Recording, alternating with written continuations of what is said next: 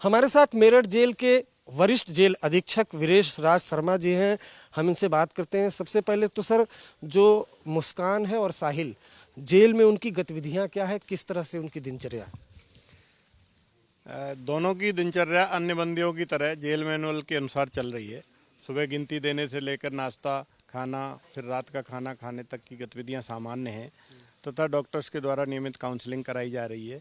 बाहर के डॉक्टर्स भी काउंसलिंग कर रहे हैं और अंदर हमारे जो जेल के चिकित्सक हैं वो भी काउंसलिंग कर रहे हैं तथा स्थिति बिल्कुल सामान्य है। दोनों लोग सामान्य रूप से रह रहे हैं। पहले मुस्कान ने डिमांड की थी सरकारी वकील के लिए। कल साहिल ने भी हमसे एक प्रार्थना पत्र देने के लिए कहा है, जो प्रार्थना पत्र ले लिया गया है कि हमें भी सरकारी वकील दिया जाए। दोनों के सरकारी वकील की व्यवस्था जिला विधिक सेवा प्राधिकरण के माध्यम से हम लोग आज कर रहे हैं। काउंसलिंग की आपने बात की, जाहिर सी बात है पुलिस ने भी बोला कि नशा करते हैं। किस तरह का नशा करते हैं ये दोनों, किस किस तरह का?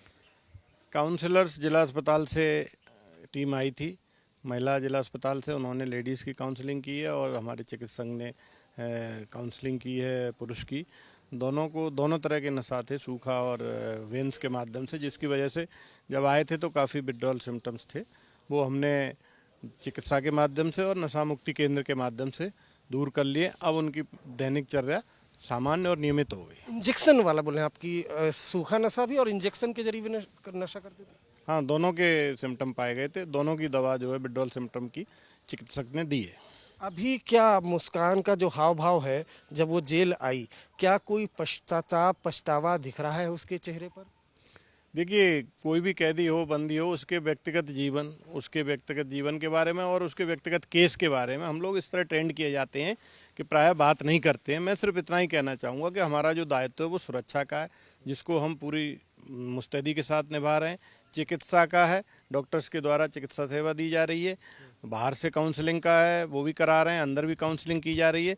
व्यक्तिगत जीवन और केस के ऊपर टिप्पणी करना ठीक नहीं, क्योंकि माननीय न्यायालय में प्रकरण विचाराधीन होते हैं। मैं ये सिर्फ पूछना चाह रहा हूँ, चूंकि एक कैदी आया है, क्या पहले दिन आई तो कोई रोई या नहीं रोई, या अब चूंकि काफ़ी जघन्य हत्याकांड को अंजाम दिया गया, अभी उनकी पर्सनैलिटी कैसे, जैसे आपने बताया कि काउंसलिंग कराई, ड्रग्स का अब सामान्य है, तो किस तरह से उनकी, क्या उनको देख के लग रहा है कि उन्होंने इतने जघन्य हत्याकांड को अंजाम दिया है?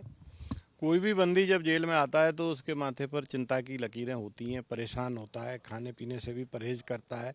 वो सब उन लोगों में भी थी। और जब जेल में आता है तो एक चिंता होती, कैसे रहेंगे, कहाँ रहेंगे, उसका जो प्रश्न चिन्ह होता है वो भी उन सब में था। लेकिन धीरे धीरे जेल की प्रक्रिया और जेल के नियमों के अनुसार वो अब रह रहे हैं।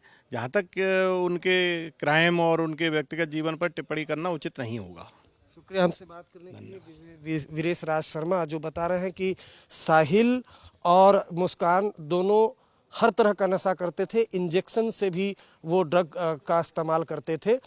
उनकी काउंसलिंग कराई गई है और फिलहाल जेल में दोनों ही सामान्य जीवन गुजार रहे हैं।